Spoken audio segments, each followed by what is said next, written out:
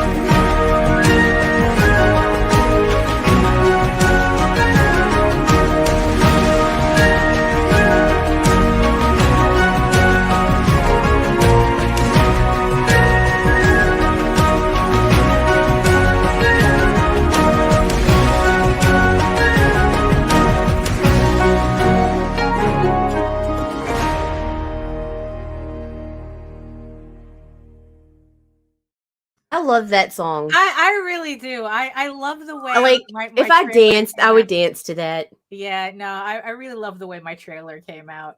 Yeah, I'm really proud of it. It's like I said, the secret is keeping time to the beats. Oh yeah, that seems to be the secret. That's that shit that Meredith was really really good at, and it's tedious, but you know what? The end result is really worth it. Oh, so good morning, everybody. Jesus Christ! Did we even say what day it was? Like we know it's Friday, but that's the extent of it. Friday, January 20th, 2023. Ew. Oh, my goodness. So who's joining us in the chat this there are a bunch of people watching, but only Mike Jimmy is talking. Oh, because he's the only one that's up. Everyone is still getting the eye boogers out of their eyes and things like that, you know. Sex, drugs, and comics and dip pins. Right, there we go. Good yeah, choice, it's like Mike it's like no, it's like life choices here. I don't know about the sex, drugs, and the sex and the drugs. God knows my back is not being cooperative. We just need to be gentle. Yeah, exactly. Oh my goodness. So welcome everybody to another edition of the Rage and Tooth of Vlogs show. Yes, and I see you, 8 people watching me next to the giant eyeball on my StreamYard screen, watching us from regions beyond. Hey, George. And yes, and if you are joining us from Facebook, if you are joining us from Twitter, come on over to YouTube. Join the sexy people in the chat. You know how Facebook is. Yeah. I want to hear more about that. Yeah, It's I want to like, know what happened with that. yeah, exactly. It's like, Facebook keeps acting up. Twitter doesn't really allow us to see or like interact with anybody. So watching hentai like a family. So it's like Bring the kitties. No, yeah. don't. No, don't do that. Don't do that. Don't even like them. Yeah, what did I say? Yes, join the sexy people in the chat where it's much easier for us to converse directly with you. So yes, I don't know. It's like there's a lot of topics floating around right now. So let's get this party started. Who are you? Oh, hello everyone. My name is Daphne Lage, and I'm a cartoonist, illustrator, and comic book artist from New York, which explains a lot. I have been self-publishing comics since 1992, and I am known for the furry fantasy adventure Tall Tales, with Tall Tales the Peacekeepers on pre-launch right now and launching officially next Friday on the 27th. So if you haven't signed up to be notified, do that now. Do that. We'll watch the show first, then you can go do that. But get notified the second it goes live on Friday. So next Friday, because today is Friday. So next Friday, yes. Priorities. I am just really excited to finally get this thing on the road. And I am also known for my medieval fantasy soap opera drama, Eagle Raven, Heir of the First Unicorn, which issue 6 already. We're at issue 6, launching on Kickstarter late spring 2023. So keep an eye out for that. Again, another, I'm just like, you know what? I'll explain every time later. you pull it up. I'll explain later. Yeah, it's like you can read both my comics online in the meantime at Tall Tales, TAILS online.com and egoworks.com, EGOWORKS. And you can also check out all my videos on how I make my comics here on YouTube at my channel at Daphne Lage, LAGE Art, which simulcasts through the Indy Comics Network. So make sure you hit the like, subscribe, hit the notification bell so that you get notified whenever any of our shows Share it go if you're live. not too embarrassed. Right, exactly. It's like we have something for most everybody on this channel. So make sure you do all that to keep the algorithm gods happy, so. And to tell you more about the algorithm gods and about this channel here's Nita to explain it all to you. There's really nothing to explain. There's 2 YouTube channels. There's a bunch of shit on both of them. There's Indie Comics Network and there's Indie Comics Network After Dark. Same content, same style content, more adult content on the After Dark channel. So, and that's just where we're at right now. We got a whole bunch of stuff coming up. Let's see. Monday, Mike Jimmy's launching. Yes, We're going to have Life on Cora Volume 1, which, by the way, not only does Jada do Eagle Raven covers, she also did this fantastic fucking cover over here on the right. It's very beautiful. God, and you know what kills me? What? It's like the kid is such a hack. She muted those colors perfectly first round. We didn't have to go back. There was nothing that needed. There was nothing. It was just like, oh, this is okay. This is it. Okay, yeah. Okay. Well, I'm gonna show Mike and listen. And he was like, yeah, he was sold too. There was no correction, no nothing. It was just done. Yeah. Like the kid blows my mind. Yeah. Oh my goodness. Also, it's like speaking this Monday to me. next one is coming Monday. Coming up. This coming Monday. Yes. Coming Monday. This coming Monday. And also it's like yes. And also speaking of you mentioned the After Dark channel.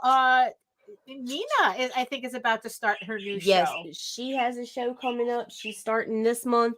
John Celestri has something coming up in February. I don't have all the dates with me right now, but I'm going through and updating all the show notes and everything today.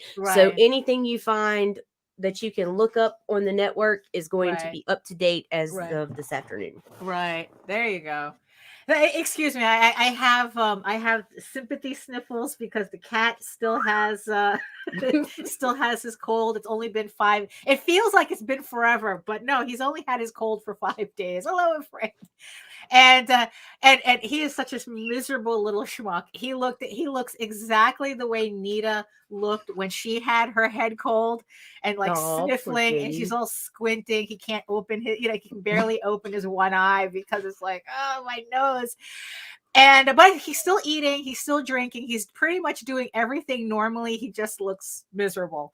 My sister says that as long as he's eating and drinking, he should be fine. It's like it just takes a bit for them to get over it. It's like she goes, what is it that she says that it's like, yeah, cats are such obligate nose breathers that just the slightest congestion makes them think that they're dying. So it's like, just like people. No, we don't have. Oh, yeah. .com. Absolutely. IndieComicsNetwork.com. So yeah, so it's like me and him have just been like sitting on the sofa, just being miserable. Although it's like my leg issue is almost gone. It's almost gone. At least now it's like I'm able to walk. This is the longest almost ever. Yeah, well, I'm not. Like, I know you're annoyed. I'm annoyed. It's like I'm not 30 anymore. Back then I used to pull my back, and within a week I was good. Now it's like, oh, I'm lucky if I can get to. It's like now I'm lucky if I'm at a point now where it looks like my sex move is stepping on a Lego. It's like the fuck is. I mean, it's like so I'm almost okay.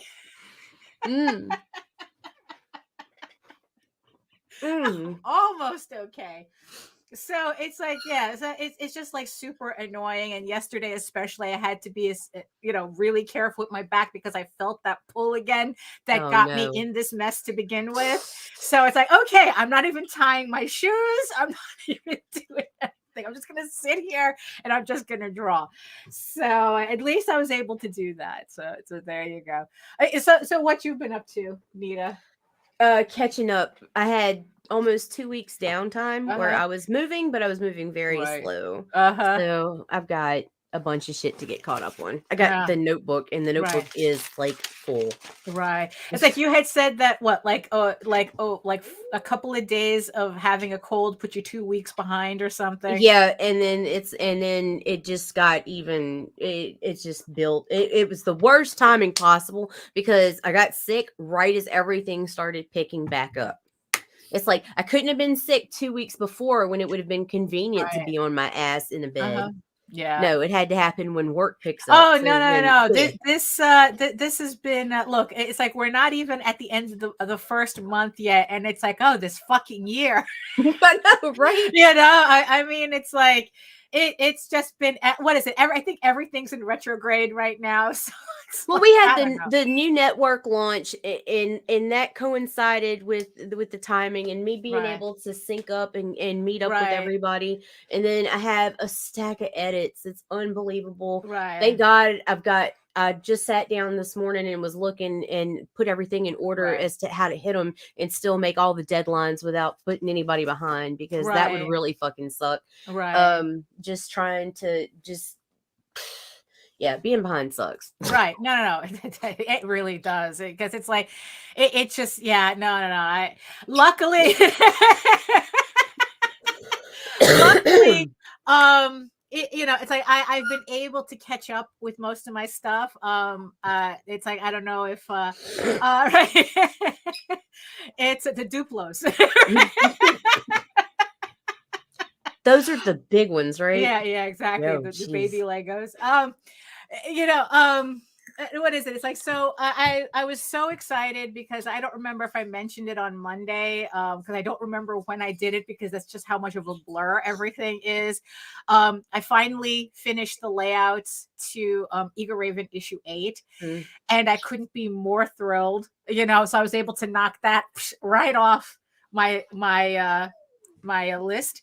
And I can't show anything. I no, really you can't. I cannot. It's like we are now in heavy spoiler zone in terms Like, I of the can't even talk series. about it because people paid attention over Oh, the you past don't 2 even years. They'll know. you don't yeah, it's like, and even then there's stuff in this issue you don't know.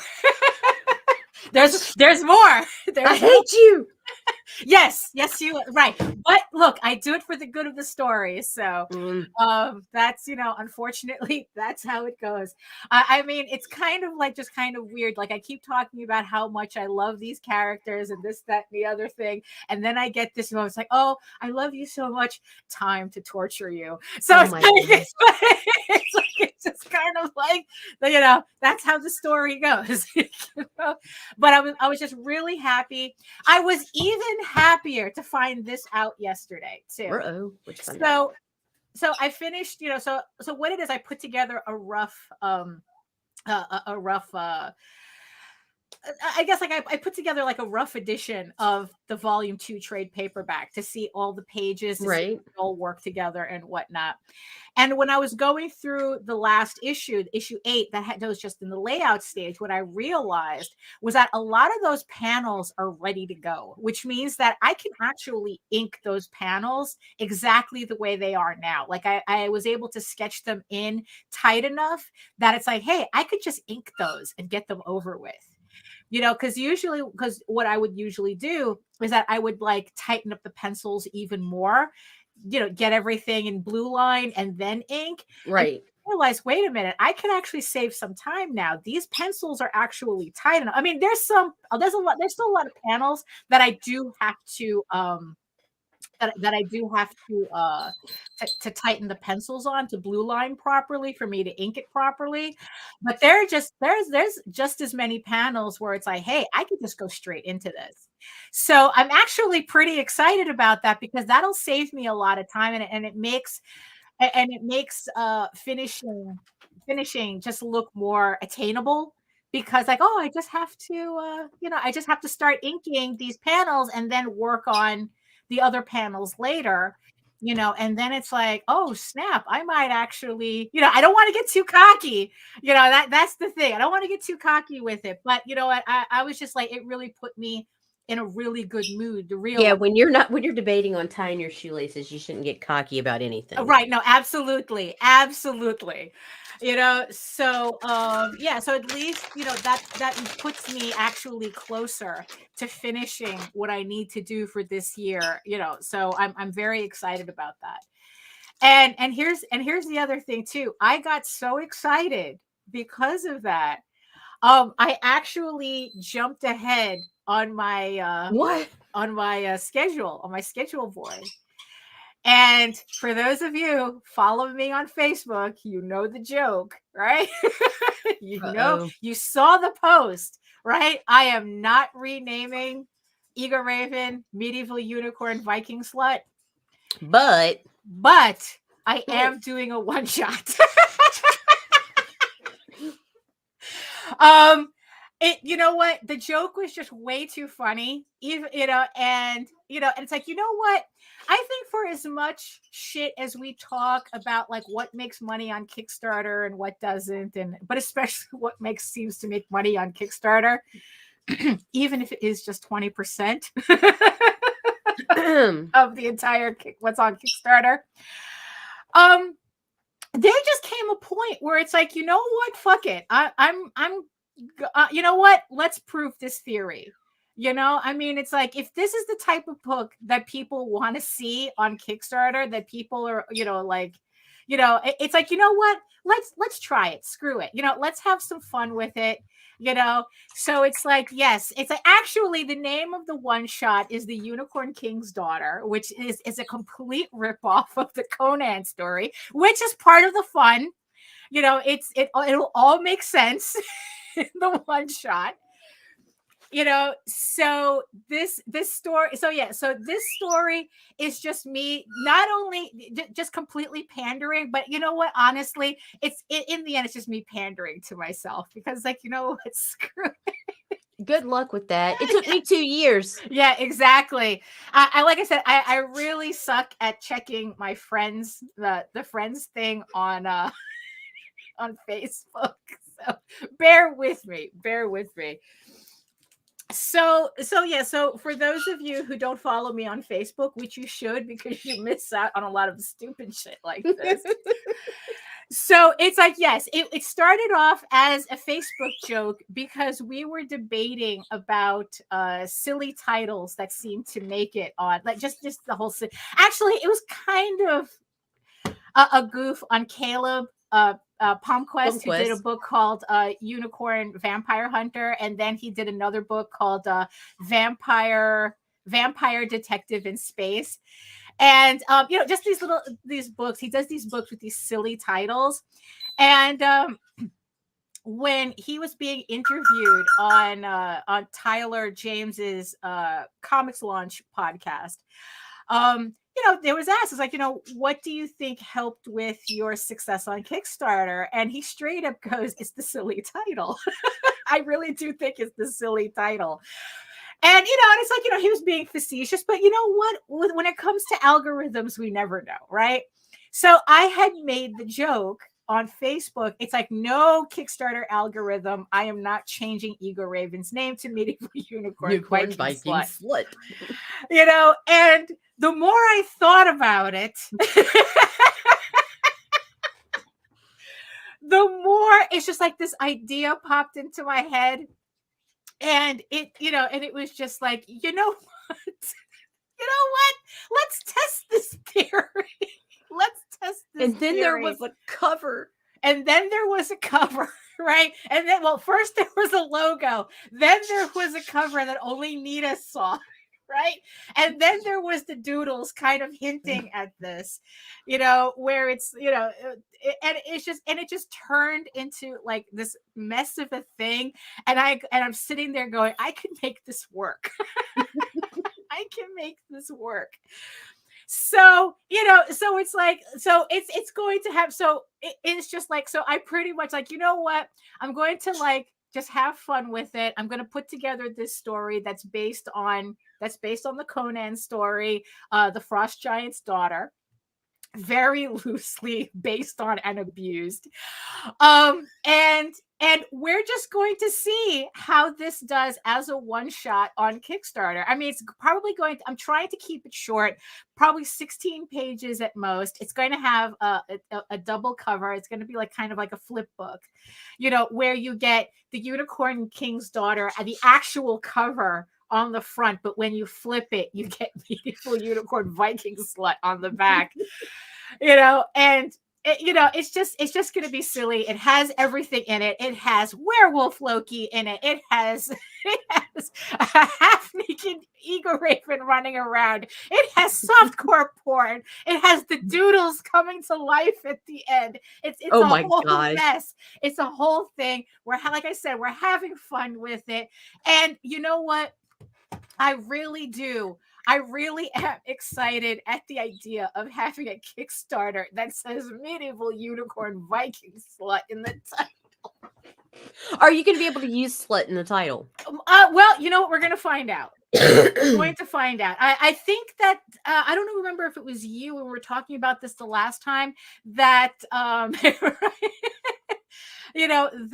yes, it is. It's an homage. It is an homage to Conan. Yes, it is. And it just, so it's like, it has furries. It has furries and nakedness and cheerleaders and exploding ponies. Everything but drugs. Yeah, everything but drugs. No, you're going to think I was on drugs doing this book.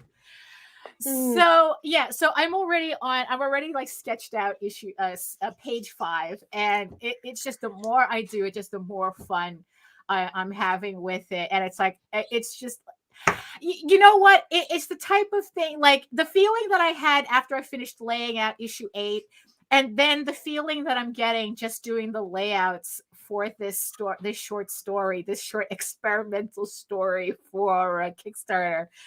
It's like, you know what? This is why I do it. This is why I do this, because it's like I have never done anything for a 9-to-5 employer that made me this excited, and it is just like, Yeah, this is why I do it. And it's like, and I just hope that when I finish this, that everybody also has a good time with it. So, yeah, so that's something to look forward to this year. So I'm just, like I said, I'm just very excited by it. Oh, also another thing, going to John Celestri's comment. So I guess if I remember his post, so how did the post office destroy all of your Kickstarter reward packages at the same time? Did they run a snowplow over it? I'm wondering if they weren't destroyed or if he got popped for media mail. But the thing is, though, usually, I mean, oh, that's a good point. Because he did specifically say no more media mail for him. Right. So I'm curious to hear the rest of this story. Oh, excuse me. And yeah, so that's yeah, because it's like that's yeah. So yeah, because he also so maybe they opened up everything and it's like, oh, this is Yeah. maybe that's what he meant by destroyed. And so was it they popped you for media mail? That sucks. Because So I mean, George. here's the thing. Oh, okay. Because here's the thing. It's like, it's because you see, I keep getting varying, like answers on that. There's some people who say no. There's some people who say yes. If it's like this, that, and the other thing. And it's like it depends on who's at your post office. It's like I said, I've switched post offices whenever it's kind of gotten a little hairy for me, because it's like they opened up all your packages. Okay. So do they at least send it back to you? Do they at least like dump it to you? Okay, because George got it back. I know that that Joe D, that he's had stuff returned. Yeah, all the packages. Yeah, that sucks because I just checked. Well, no, what it is that media mail. They say when you're getting, when you're like, I don't know if it's, I don't remember if it's on the label or something. Oh, it's on the website that media mail is subject to inspection to make sure that you're not abusing media mail. And the thing is, though, media mail, from what I understand, is supposed to be like educational books or something, stuff with no advertising in it. But the thing is, though, is that again, it's like I get mixed signals as to whether do comic books count or not, because it's like, okay, like stuff like Marvel, where they have like Marvel comics where they have like legit advertising in it for like, I don't know, for like actual like Nintendo and shit in there or whatever the fuck, like paid legal, advertisement. like paid advertisement, that doesn't qualify. But I mean, most independent stuff, we only have ads for our own shit in there. So it's friends. like that's not paid advertisement. But depending on who's looking at it, you get different answers. Oh, this is okay. This is not okay. So yeah, I don't know. Let's see, HoloCon. What kind? Yeah, I think that's in Georgia. Mm. I think that's a Georgia convention. Right. Yeah. You get this far, we'll figure out a way to get that far. Right. Yeah. I mean, yeah, convention. So yeah. So, it's kind of like you send stuff media mail at your own risk, which is why it's like that's why shipping is kind of tricky, because you want to charge me. I know everyone wants to try to charge the lowest rates possible, but you lost, so you have to redo them all over again. All right. It's like, yeah, you had somebody nosy there. That's the thing. Because I just checked my packages. Oh, and that's the thing too. So yes, getting the postal service does pick up. And I was very happy that I made a reservation for them to pick up all my packages, all me and JD's packages. So it's like 200 something packages, and they picked it up the next that Tuesday morning. It's like I was so happy to not have to like do multiple trips to the post office. Right. So that actually worked, and I checked. I checked a lot of the tracking number, and there's a lot of packages being delivered today. So everything else is in transit. So we're good. Oh, and here's the thing. John, did they pop you when at the beginning, like before they shipped it out, or were they like in transit and then they changed their minds?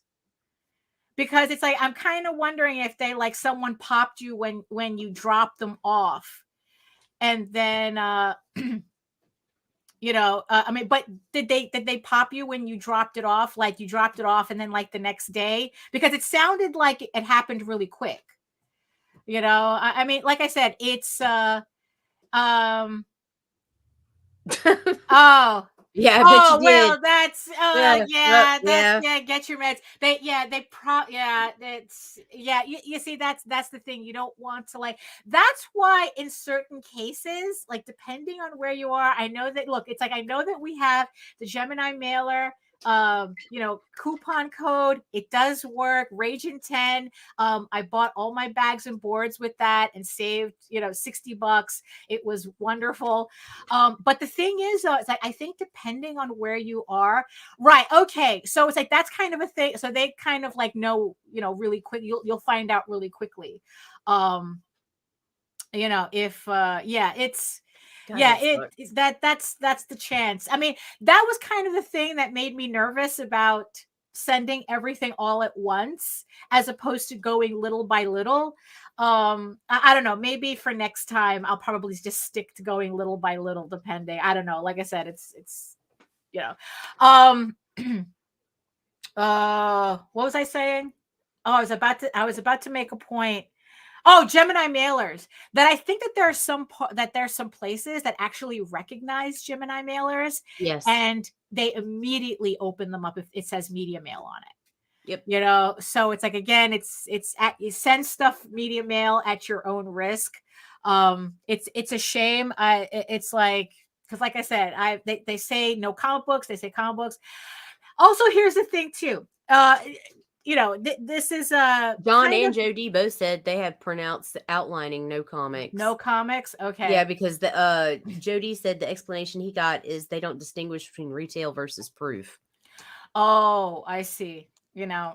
So there you have it. So and that's why shipping books on Kickstarter is so expensive, because we kind of have to make up for this. Yeah.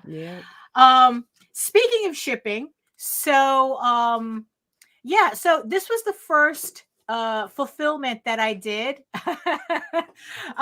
This was the first fulfillment that I did where I used a new service called Pirate Ship. Yep. And I was dabbling with it before, but I really got to use it this time around with a full fulfillment. And I have to say I'm hooked. I am absolutely hooked with Pirate Ship.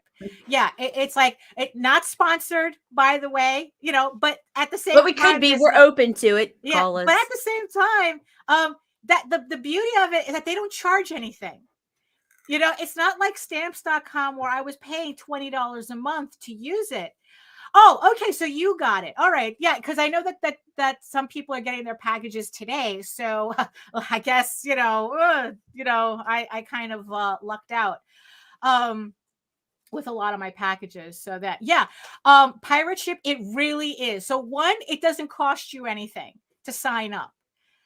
Two, the thing that really, really, the thing that really got me was that on stamps.com, I had to set up the Excel spreadsheet that I got from Kickstarter.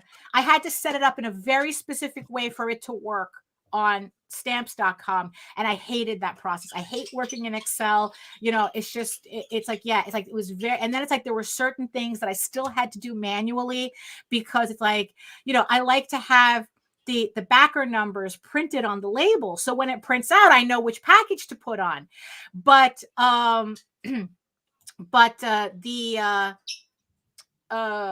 what is it with stamps, I had to manually go in and put all that in. I couldn't figure out how to get that. Like if I made a line in Excel, I couldn't figure out how to get stamps to recognize it, and Right. it wouldn't. So it was just a pain. I really hated that process. Pirate Ship, on the other hand, they take the Excel spreadsheet as is, and all you have to do is just tell it which columns you want to populate, and it populates. There's no setup or anything. Actually, the only setup that I do is I create the new column with the backer numbers on it, and Pirate Ship immediately picks it up. So all I have to do is just tab it, tell it where I want it, and that's it. The setup was minimal. And it was really the amount of time that it saved me to do my packages was insane. Usually it takes me about like almost a week to do this through stamps.com. Through Pirate Ship, within like not even a day, I had all my packages labeled. It was just so easy. And also, no kidding about internationals. Pirate Ship has its own discount program, and it always, so when you look up rates on Pirate Ship, it always defaults to the least expensive way to ship, right? Yeah. And also, here's the thing too. Pirate Ship also specifically says that media mail, that comics cannot go through media mail. So that was the thing. It's like, you're telling me in advance, that type of thing. So when you do the rates, so unless you know for certain you're sending media mail, it doesn't show media mail on your list. So you're getting the cheapest rate for your packages without seeing media mail, which may or may not apply to you. So if you know you have it, you can click on it and then see the rate. Right. But so it kind of makes it easy, less confusion that way. But here's the beautiful thing. International. So when you sign up for Pirate Ship, you have to contact them. You can do this through chat. I didn't have to call them or anything. And you could say that you want the special discount for internationals. For some reason, you have to request it. It's not automatic when you sign up. And the discount is noticeable. I mean, what would have cost me just $800 alone to ship internationals? Actually, no, not $800. That was, it's like Maths. Maths. It's like, like my internationals would have cost me like 500 alone. My internationals, right? With this discount, my internationals now cost me $2. Nice. So it was off the top, it's worth it. Yeah, off the top, it's worth it. It's like, we're talking about like something that would have cost me $35 to ship now costs me $18. And of course, depends on the country you're sending to. And also, here's the beautiful thing too about Pirate Ship. They have a calculator. Well, all you have to do is just put in a country and it gives you the rates. You don't, like before, I always had to find, you have to put in an actual address. And it's like, come on. I just want to know if shipping to what it costs to ship to Norway or Australia or something. I think I don't have anybody. I just need to know. But no, with Pirate Ship, you just put in your country that you want to ship to and it gives you all the prices. And it's like, you know what? Yeah, it's like, it's, but then again, it's like, look, I've been reading some crazy shit about like the EU, like some new EU laws that were popping up that were affecting sellers to those countries. And, and it's like, look, if the shipping's not going to get you, the new rules are. There was this new rule that I think like in Spain, like you have to pay, like if you're shipping to Spain, you have to pay like a yearly fee to help with recycling packaging. Now mind you, this is a thing that they did because of Amazon, but I saw a lot of small Etsy sellers were getting hit with this as well. And they were saying, it's like, yeah, they have to pay, like if they wanted to ship to certain parts of the European Union, they had to pay like $600 a year for recycling fees.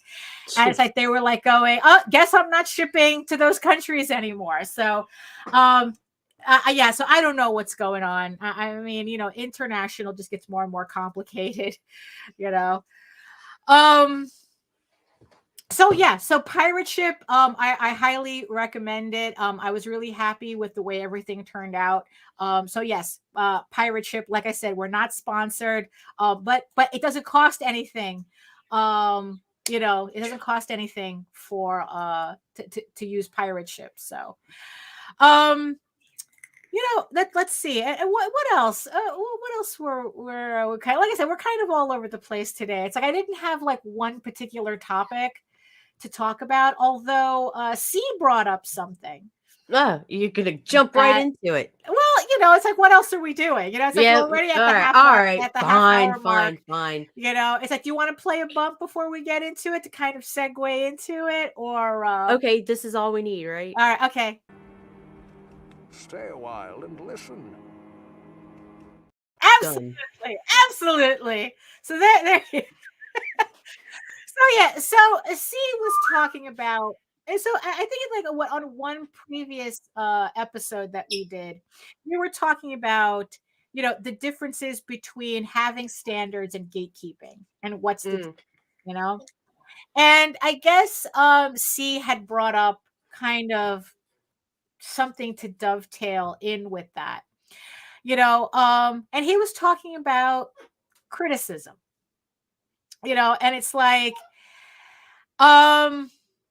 it's like, what was it that he was that he was kind of the different types of criticism? Like, are you being critiqued? Not like are you being critiqued because of jealousy? Are you being critiqued because your product is actually good? Or are you being critiqued? Do they like you more because of your friend? Like, right. There's like a whole bunch of factors, right? Because it's like it's like it's kind of like a mixed bag, because it's like I always it's like I hear the complaints, and it's like we've done it too, where it's like, oh, the bar for comics is so low and just anybody can do it, and there are people who are doing it, who think they can do it, and it's like, oh honey, you're not even think you can do these things, Nemo, but you can't. Yeah, exactly. And it's like, that they think that just because grandma told them they like their little comics, that all of a sudden, it's like they can just toss their hat into the ring, and do a Kickstarter campaign or something, when, it's like beyond not ready for prime time. They're not even near the television set, they're not even nowhere near the studio. It's like, forget being ready for prime time. I'm an artist. It's like they're not even, they're not even ready for basic for UHF. It's like they're not even public access. I mean, but you see, but the thing is, though, it's like at the same time, that's kind of the appeal, right? To comics, the fact that, well, anybody actually can do it. Because it's easy. I mean, well, the easy part, it's simple to get into comics, but no, it is not easy. Especially, it's like when you're talking, because it's like, even like, depending on the POD printer, that it's like the printer that I use, I could order two. I could order one copy if I wanted. So it's not like, money is a factor either. It's like, it's not like you have to, oh, I need $500. It's like, no, you just buy one copy. There you go. There's your comic, but like I said, it's like, it's kind of the appeal, where it's like, oh, anybody can do this. And it's like, well, that's true. Anybody can do this, but should you, but here's the thing, I mean, depending on where you are, whether someone considers you not ready for prime time or professional can vary wildly, and the thing is that, like, when I guess the whole thing is like,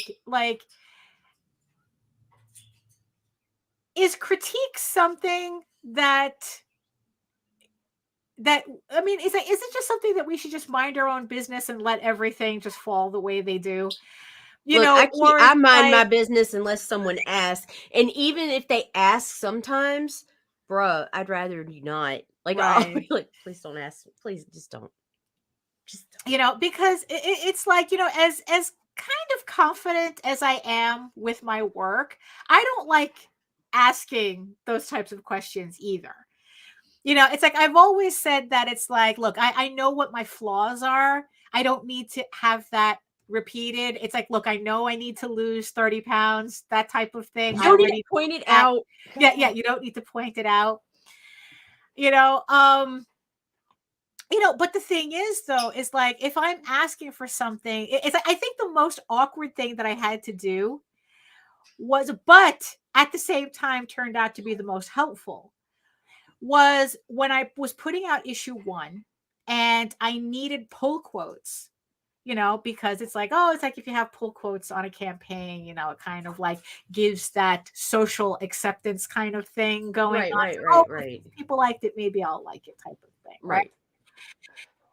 And so I had to do that. It's like, oh shit, it's like, what if they say something's wrong with my comic? What if they say it's actually not very good? Like, what is this, type of thing. But luckily, that's not what happened. But I did have a couple of people who said, it's like, well, I have questions. And I'm like, oh, oh no, oh no, I have questions. I just wanted a fucking pull quote. Don't have questions. But I powered through, and it turned out that the questions that they had were valid. That these were actually very valid questions that I didn't think about in terms of the story. They were, because at first I panicked because I thought, were they expecting these questions to be asked in the first issue? Like, I kind of got confused with that.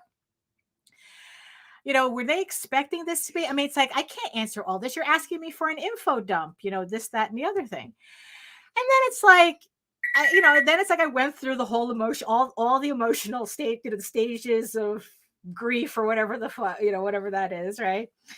And then it's like I realized, like, wait a minute, they're not asking me all those questions because the first issue didn't answer it.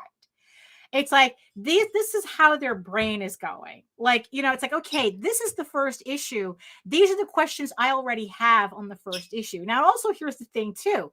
They're reading this first issue without even knowing if I'm going to put out a second one, right? Because that's also something that happens a lot. It's like you see these new comics and, it's like, oh, is it even going to make it to a second issue? But here, what these questions were telling me was that these people were hoping, that the story interested them enough to ask these questions in the hopes that they would be answered later, that they would find out. And it's like, and once I kind of got it to that, I was like, oh, snap, I really got to think about these questions. And especially Ben Lacey from Shark of War, he asked the most pertinent questions. And I rewrote like the last part of Eager Raven because of those questions. And honestly, I got like a better a better product, a better story because of that. So much so that I even thanked him for that. So in the end, it's like it wasn't that it was a critique per se, but it's like the story interested him enough for him to think that far ahead, Right. trying to assume it was going to happen. And it's like, well, what about these questions? And it's like, you know what? You're right. I never, and I ended up building up the story to be able to answer those questions. So I guess that was kind of a critique that, that happened, that worked in my favor, where it's like, holy crap, it's like, if it wasn't for that, I wouldn't have moved the story the way I ended up moving later on. So, I mean, and I will, always credit Ben Lacey for that, that it's like, you made me think about my own story that I didn't think about, so, so the thing is that, okay, so I kind of asked for it and I kind of got it back. So that worked, but here's the thing though. It's like, so we see, comics and it's like, oh man, if only they would do this, this, and that, it'd be a better book. Right. Right. And here's the thing. And it's like, if I'm thinking of that, it's because I care enough to think about like that. That's how Right. that it's like, but at the same time, But are they going to be receptive to that? you Do know, you volunteer that if they don't ask? it's like, just like, when people, when he came to me, it's like, well, I have these questions. It's like, I panicked, and it took me a while to understand what was happening, and it's like, and if I acted like that, I know a lot of other people are going to act like that too. And it's like, well, what if you did this? What if you did that? It's like, how about if you change this? How about if you change that? Why are you doing things this way? But in the end, it's like, even if I'm trying to be helpful, they didn't ask. Right. Like, I think that, it's like they didn't ask. So, well, you see, and that's the thing too, because especially when you're online and you put artwork up or whatnot, there's always going to be the person who thinks that I'm going to be the one to say it. Right. And the thing is though, and it depends on the context of what it is. Like right now, I'm updating Eagle Raven on the website. So every day there's an update, there's an upload where you can read Eagle Raven for free. I have a guy on there who's actually proofreading panel by panel. Oh my gosh. And the funny thing is that he's finding more mistakes. And I'm like, well, holy shit. It's like, I must have read this thing a bazillion times, and he, and in the end, it's like, I go, you know what? This is really helpful. He just started doing it. And I go, you know what? This is really helpful. What I'm going to do is that as you point things out, I'm going to change it in my main file. And then as the issue is completed, I'm going to redo the file, my master file, so that all subsequent printings will have all these corrections in it. Yeah, and it's like, that's the thing too, because here's also the thing too, when people, that you kind of have to stop and think there's about. a lot of people like this. They just want approval and validation, but they don't want to hear it. Right. It's like that they're asked that what they're really asking you, like she said, from you is validation, not a critique. It's like they say, oh, what do you think of this? They want you to say it's fine. They don't want to hear, well, if you did this, this, and that. They don't want to hear that. Right. So it's like context has a lot to do with it, and yeah. And it's like I know if somebody asked me, I wouldn't, I mean, I gain nothing by being an asshole at that moment. It's like, look, it's like, if you're asking me, it's because you respect my opinion enough to give you information that you need. If right. I'm telling you, it's because I want to see you get better at what you do. It's like, I know the struggle. The struggle is real. I know what it feels like. Let me give you some shortcuts. Let me give you, a path. Yeah, it's like that. That's true. That's true. But even then, it's like even now, it's like, look, it's like I have this manuscript, this first draft that's just sitting on my desk that I'm supposed to. I know logically, I should be giving it to JD for him to read and give me feedback on. I'm terrified to do it. I mean, you see, and this is the stupid thing. I don't know why, because I've asked him for story advice before, and he has given me, I mean, gold. He has given me gold. But it still terrifies me. Because it's like, and here's the thing: he's never said that sounds stupid. When it comes to story, you see, the funny thing is, if we're just having a regular conversation about shit happening in the real world, oh, he'll tell you real quick. He'll be really quick. That's stupid. But if I'm asking about creative stuff, it's like, okay, I'm trying to figure this part out of the story. He'll actually, like I said, he'll give me gold. You know, like the one thing that I really get out of him is that, like I said, he puts a little bit more spine on my male characters, you know, which, you know, that's what I really, really like, you know, and I have a tendency to make them a little too milk toasty on my own. So, you know, the, it's like, yeah, it depends. Like, again, it depends on who you talk to. You know, but it's still here. The first draft is still here. It's still sitting here. So, you know, I mean, so even at my age, I still can't get over that. You know, that it's like, I don't want people to look at my work and go, oh, that's because, actually, I've had people do that to me at conventions, you know, to my face. It's like, this looks ugly. This is ugly. Why are you? It's like literally, like a couple would be standing there, and it's like one wants to buy my work, and the other person's going, this is ugly. Why are you buying it? And I'm like, wait, asshole, I'm right in front of you.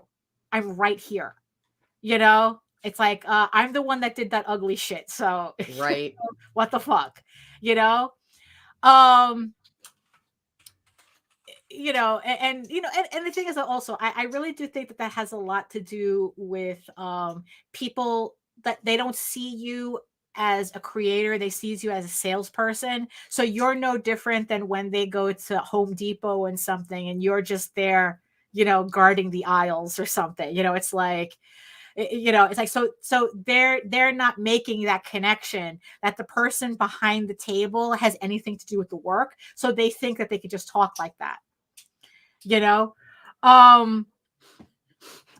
you know, I mean, it's like, I mean, I mean, I've had people say some stupid shit to my face.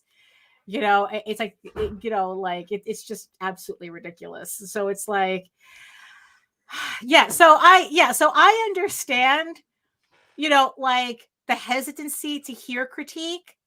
You know, and here's the thing. I'm talking about actual critique. I'm not talking about somebody outright saying, this is stupid, you should quit. No, somebody with an actual opinion. You know? Well, but even then, it's like, even then, that's it's not, like, with a reason behind it. Yeah, it's like, because an opinion is something, well, I don't like this.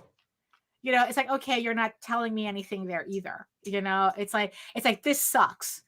You're not telling me anything. I don't like it. That doesn't tell me anything either. You know?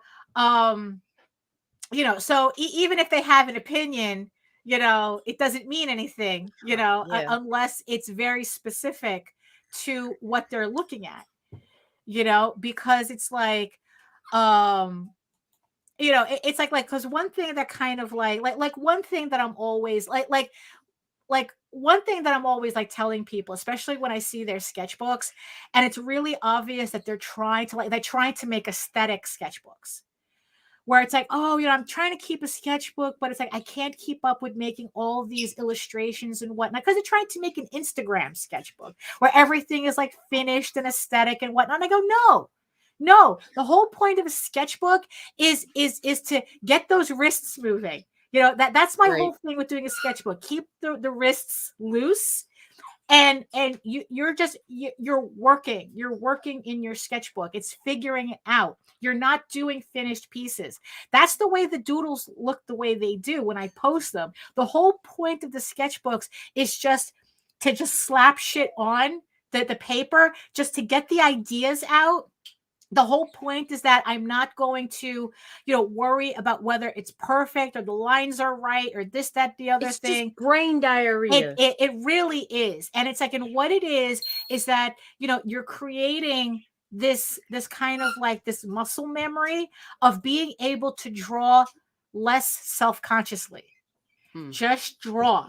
You know, it's like, because it's like, if you're too worried about making an aesthetic sketchbook, you're gonna be in for a bad time, because the second you have a line out of place, you're just gonna tear pages out, and it's like, no, it's like, it's like, so that's like the first thing. It's like, no, sketches, one, constantly do sketches, right? But keep those wrists, don't keep the wrists, you know, loose. Relax. Keep it loose.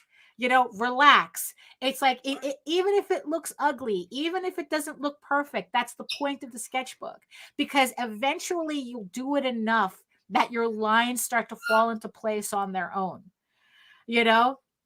So it's like that's the whole thing, you know? It's like, you know, it's like, it's like, I mean, it's almost counterintuitive that in order to get better at drawing, you kind of have to think less about it. You know, so if I'm going to give anybody any type of unsolicited advice about artwork, it's Her it that. is. Don't fuck up your wrists, loosen up, and think less about your artwork. You see, and that's the thing, because it's like, you know, because it's like, here's the thing, because it's like, yeah, it's like the whole story is that Neil Adams made people cry, but it's like, okay, you get that out of your system, but was he wrong? You know, I mean, because in the end, it's like, it's the same thing. Ben Lacey asked me all these questions. I'm freaking out. I'm like going, oh my God, what is he implying? And this, that, and the other thing. Until I sat down and go, is he wrong? Does Ben have a point in asking me these questions about where the story is heading, as to what Ego Raven's motivations are for certain things? And it's like, holy shit, he's not wrong. You know, it's like, honestly, it's like, look, the people going up to Neil Adams and crying, bursting into tears afterwards, you know, and here's the thing. And it's like, here's the thing. As far as I know, I've never done it. But as far as I could tell, Neil Adams was not an asshole in terms that he was telling you to fuck off. He was an asshole because he sees what you're lacking in your artwork. And it's like, look, all he wants to do is like, look, if you're serious about making a career in comics, this is what you need to do. And there's no time for coddling on a convention floor either. Right, it's exactly. Like, hit it and quit you know, Frank Miller ate shit at the altar of Neil Adams until he became Frank Miller. You know, I mean, it's like they were, it's like the guy when we were at the Continuity Studios offices, you know, it's like I said, we couldn't have planned it. We couldn't have paid for that tour. They said that Frank Miller, even the guy told the story about how Frank Miller kept coming back over and over and over again. And Frank Miller would, and Neil Adams would hammer him saying, it's not enough. It's not enough. It's not enough. But Frank Miller kept coming back. There are other artists who kept doing. Steve Rude, I will always remember at a convention, I forgot which one it was, Neil Adams, he sets up his tables so that he's kind of on a platform. He's on a platform. So, and he has his drawing table in front of him. And Steve Rude, because the dude is like 6-something, right? So Neil Adams was sitting at his table, at the drawing table at a convention, and Steve Rude was like kneeling in front of him at the table as if he was talking to the Pope. Oh, jeez. You know, I mean, it was absolutely insane to see that this is how people saw Neil Adams. You know, that's, yes. Did he make you cry? Yes. But was he wrong? You know, if you come up to him, you are asking for Neil Adams to tell you how to make it in this industry as a professional, as he saw it. Okay. And it's like, he's not your grandmother. So it's like, yeah, it's, you know, you can say it was a form of tough love. But the thing is, though, to see the people who do come back to him, it's like when you have Steve Rude kneeling in front of you, you know, I mean, it's like, you know, so it's like, I you know, on one hand, it's like, yeah, it's like, would you have cried? Would I have cried if Neil Adams was like saying, it's like, look, you don't, it's like the way you're going, the way he sees the industry. If he says you're not cut out for what he sees in this industry, it's like the way you're going, you're never going to work at Marvel. You're never going to work at DC. You know, you're never going to be able to pivot into advertising. the way he did, because you don't have the skill. Is that enough to cry on? Maybe, but if your goal is to actually do these things, wouldn't Neil Adams be the one to tell you? So it's tough to kind of, to kind of like, like, I don't know. It's like critique is, right. No, absolutely. I mean, it's like, and that's the thing. Tracing is not cheating. It's like, look, Wallywood has his shortcuts. Neil Adams has his shortcuts. I mean, there was this story with, he was working with Louis Small Jr. and Louis Small was trying to draw a lion and was just like really, really struggling. Neil Adams comes up to him and he goes, "What the fuck are you doing?" And he goes, "Oh, I'm trying to draw this lion." Neil Adams grabs the picture of the lion. He Xeroxes it, puts it on a fucking light box. He puts the paper on. He traces it. He goes, there's your fucking lion. Move on. It's like, it's like there's shortcuts to everything. It's like, yes, it's like, it's true, because the idea is that you trace enough. I do the same thing too. You trace enough to again, get that muscle memory until you don't need to trace anymore. And always remember, when you're tracing, you still really kind of have to know what you're doing, or else your shit's going to look like it's traced. You have to be able to know to alter those lines so that it looks like you're not tracing, because boy, have I seen some stuff where it's like, oh, these people are tracing and they are bad at it, so it's like, so yeah, I guess we could have talked more about this, but I mean, it's like, yeah, so yeah, critique is just one of those things where it's like, it depends on context, it depends on what you're looking for, and yeah, I honestly, if you're asking for a critique, okay, if it makes you cry, like I said, get it out of your system. Yes, it's upsetting for people to say that you're not as good as you think you are. Okay, right. It is upsetting. But at the same time, it's like, were they wrong? Can you actually do something with that information? And you know what? And if somebody's just going to outright say that you suck, really, it's like, that is definitely not something worth crying over. I mean, it's like, it's like someone comes up to say, "Oh, you suck." Like, "Oh, your mom suck." And then you move on.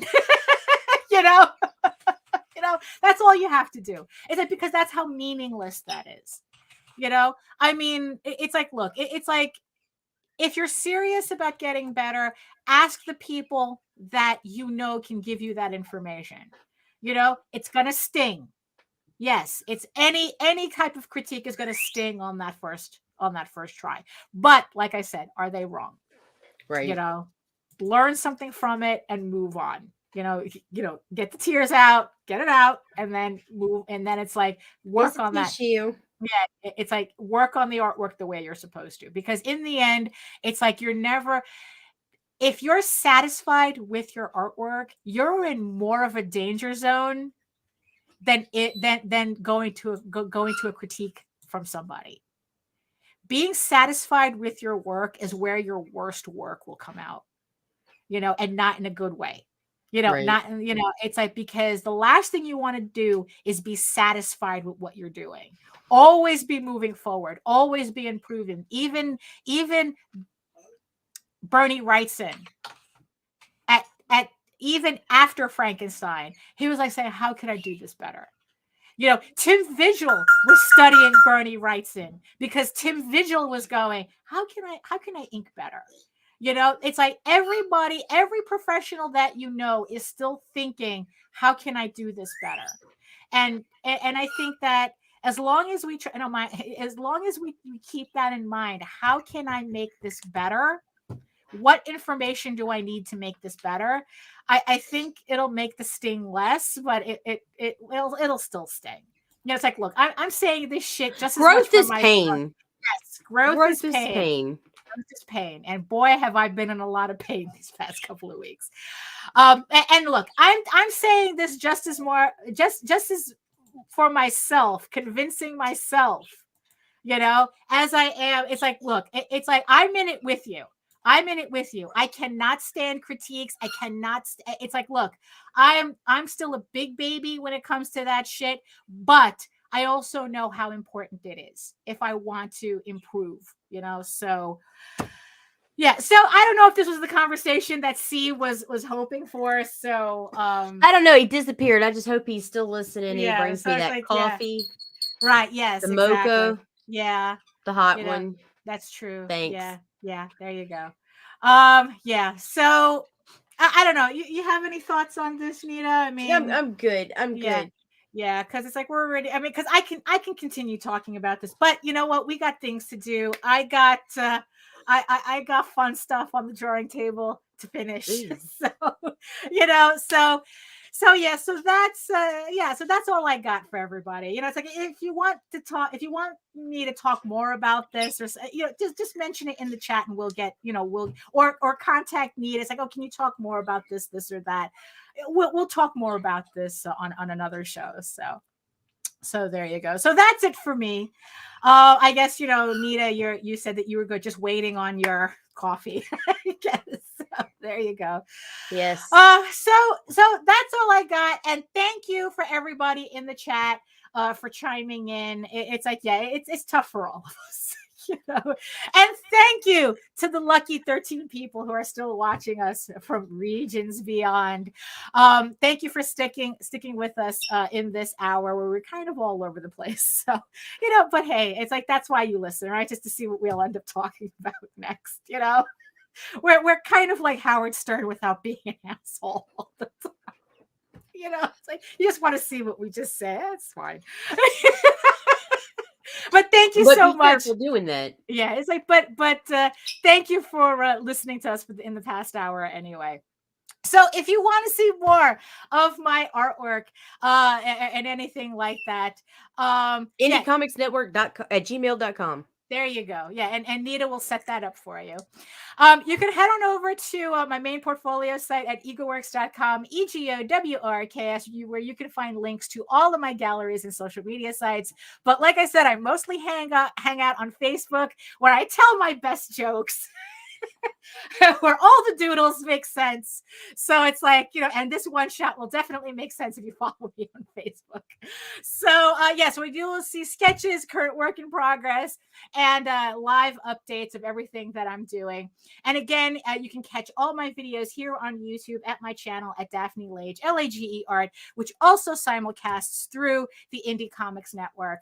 And I will catch you all on Wednesday again, where I will do a stream this week. I got a little tied up this Wednesday, so I couldn't do a stream, but I will make sure to do a live stream this Wednesday. We'll throw some artwork on the table and see what happens. You know, so Wednesdays 4 to 6 p.m. I will definitely make sure to be there. Speaking of not being there, Alison is having her own thing going on today, so she's not going to be doing her live stream today, but you know, hopefully by next Friday, she'll be good and ready to go. So she'll be able to show off her stuff as well. And remember that you can currently read Eagle Raven, Heir of the First Unicorn in its new full color format on my website, updates daily. So if you want to read Eagle Raven for free, you can do that on the website, or you can also download a 16-page preview sample of the first issue if you're a little impatient waiting for those daily updates. So, you know, if you're a little on the fence, you've never heard of the Eagle Raven before, and you're on the fence about supporting the campaign, I'm giving you everything you need to make that decision. You can find that at eagleworks.com. But if you prefer your comics to be more of a furry Lord of the Rings type of adventure, you can follow the links to Tall Tales online, TAILS, and read the first 20 issues of Tall Tales for free. So on that note, we return to the wise words of the ancients. Eat your food, moisturize, mind your business, and do the work, because when you actually do the work, you never have to fake any of your accomplishments. And we'll see you on Monday with Mike Jimmy launching Life on Quora. And that's it for me. That's it for Nita. See you later. Ciao.